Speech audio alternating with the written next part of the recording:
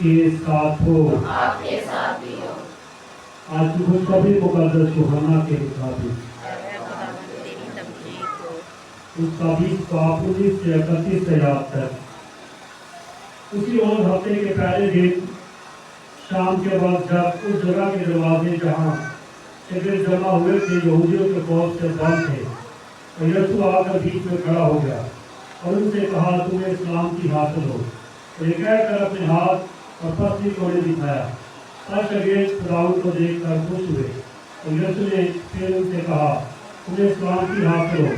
जिस तरह बाप ने मुझे भेजा है, मैं भी इस तरह तुम्हें भेजता हूँ। उसने कहकर उन पर फूंका और कहा कि तुम बिल्कुल उस लो जिनके गुनाह तुम माफ करोगे उनके माफ किए गए, जिनके गुनाह तुम कायम रखो उनके कायम रखे गए। मगर इन 12 में से एक यानी तोमा और दिदमस यीशु के आते वक्त उनके साथ ना था। तब दूसरे शरीरों ने उससे कहा, हमने खुदावंद को देखा है। मगर उसने उससे कहा, जब तक मैं उसके हाथों में लेखों की शेर न देखूं और लेखों की जगह अपने लिए न डालूं और अपने हाथ को उसकी पसली में ना डाल लूं, आगे यकीन ना करूँगा। 8 रोज के बाद उस शगीर फिर अंदर थे और तोमा उनके साथ था। वो दरवाजे पर थे तो भी यीशु आया और बीच में खड़ा हो गया, तो कर बोला, तुम्हें सलामती हासिल हो। फिर उसने तोमा से कहा कि अपनी उंगली पास लाकर यहाँ दाखिल कर और मेरे हाथों को देख और अपना हाथ पास लाकर इसे पसली में डाल, गैर मुत्तकी नहीं डाल के मुत्तकी धन। तोमा ने जवाब में उससे कहा, तू खुदावंद मेरा खुदा है। यीशु ने उससे कहा, ऐ तोमा, इसलिए कि तूने देखा है तो ईमान लाया है। मुबारक वो है जो नहीं देखा तो भी ईमान लाए।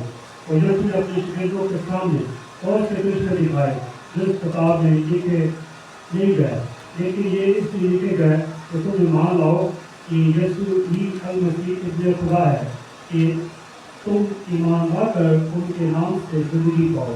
अंजील मुकद्दस के पढ़े सुन जाने पर खुदा उनकी बरकत हो।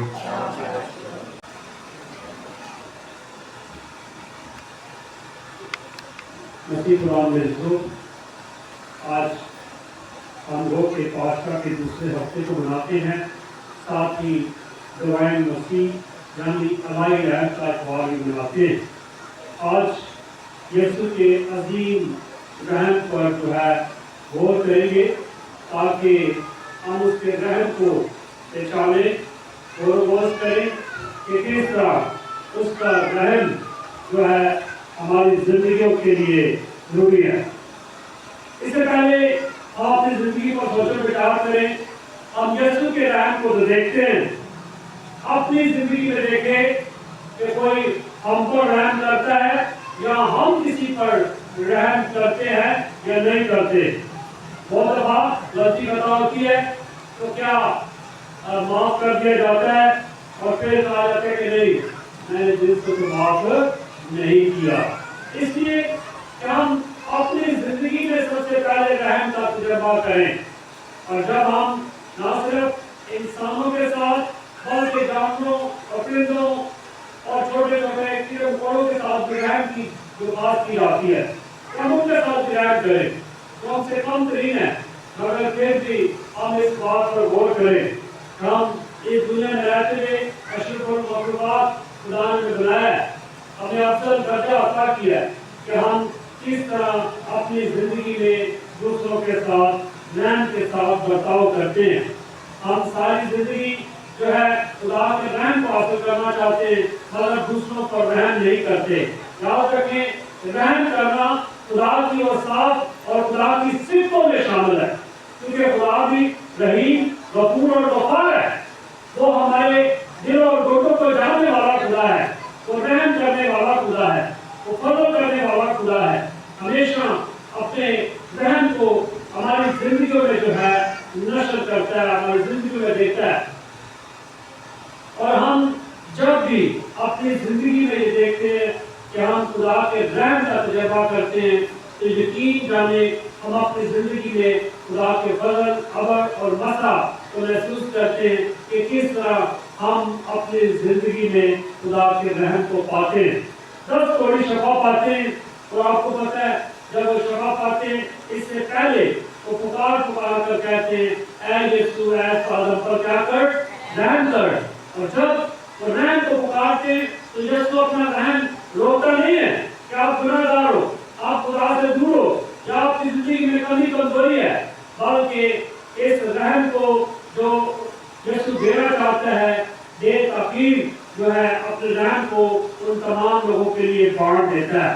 اس لیے جب ہم بھی اپنی زندگی میں کمی کمزوری محسوس کرتے ہیں, خدا کے رحم کو مانگتے ہیں, تو یقین جانیں وہ رحم کرنے کے لیے تیار ہے, کیونکہ وہ کہتا ہے مانگو تو تم کو دیا جائے گا, دروازہ کھٹکھٹاؤ تمہارے واسطے کھولا جائے گا, ڈھونڈو تو تم پاؤ گے.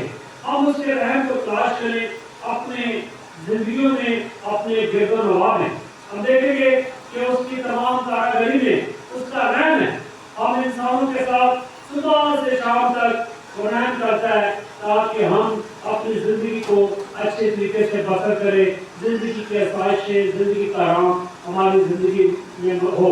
وہ ہمارے کردار اور اعمال کے مطابق ایسا نہیں کرتا, بلکہ اس کا اہم رحم ہے جو ہماری زندگیوں میں وہ عطا کرتا ہے. خدا کے عظیم رحم کی بناتے ہوئے ہم اس بات پر غور کریں کہ ہر رنگ و نسل سے تعلق رکھنے والے انسان کے لیے اس کا رحم ہے. میرا امتیاز اپنے رحم کو جو ہے ہم انسانوں کے لیے دینے کے لیے تیار رہتا ہے. آج کی کلام رسولیہ اور بالخصوص انجیل مقدس میں ایک مشہور واقعہ آ جاتا ہے کہ جب یسوع کے شاگرد وہاں پر نہیں ہیں اور یسوع وہاں پر اپنا ظہور کرتا ہے, اور اس میں سے ایک شاگرد جو ہے یسوع کے اس معجزے کو اور یسوع کے زندہ ہونے سے انکار کرتا ہے. آپ کو پتہ وہ کون ہے؟ توما رسول. اب اپنی زندگی میں دیکھیں, جب یہ مقدس میں پڑھا تو توما شکی اسے کہتے, کیا کہتے ہیں؟ شکی ہے. مگر اس کا شک ہم سب کے لیے یقین کا باعث بنتا ہے. وہ ثابت کرتا ہے کس طرح کہ وہ یسوع کو مکمل طور پر دیکھتا ہے, اور اس کا شک جب سامنے آتا ہے تو یقین جانیں بہت سے لوگوں کے لیے ایمان کا سبب بنتا ہے. میں اسے شکی نہیں کہوں گا, میں اسے بلیو بھی کہوں گا. ہر چیز پر انالائز کرنا چاہتا ہے, ہر چیز کو چھونا چاہتا ہے, تجربہ کرنا چاہتا ہے, اور پھر انالائز پیش کر کے جو ہے اس زندگی میں تجربہ کرنا چاہتا ہے کہ کس طرح یسوع دکھ سہنے کے بعد بھی زندہ تھا. اس نے صلیب پر, قبر پر, موت کا فتح پا کر وہ تیسرے دن جی اٹھا. اور جب وہ شاگرد شک کرتا ہے اور کہتا ہے کہ جب تک اس کے پس میں اپنا ہاتھ ڈالوں گا اور اس کے ہاتھوں میں اپنی نیکوں کی جگہ اپنی انگلی ڈالوں گا, جب تک یقین نہیں کروں گا. اور یاد رکھے پھر کچھ دن گزرنے کے بعد جو ہے توما وہاں پر موجود ہے. واحد انجیل مقدس ہے جس میں توما کا مکمل نام جو ہے عرف کے ساتھ بیان کیا گیا. توما عرف دیدمس, اس کا مکمل نام, اس کی آئیڈینٹیفیکیشن جو ہے پیش کی جاتی ہے. مگر ان 12 میں سے ایک جانی توما عرف دیدمس یسوع کے آتے وقت ان کے ساتھ نہ تھا. تب دوسرے شاگردوں نے اس سے کہا کہ ہم نے خداوند کو دیکھا ہے. مگر اس نے اس بات کا یقین نہیں کیا. مگر اس نے ان سے کہا جب تک میں اس کے ہاتھوں میں نیکوں کے چھید نہ دیکھ لوں اور نیکوں کی جگہ اپنی انگلی ڈال نہ لوں اور اپنے ہاتھ کو اس کی پستی میں نہ ڈالوں, ہرگز یقین نہ کروں گا.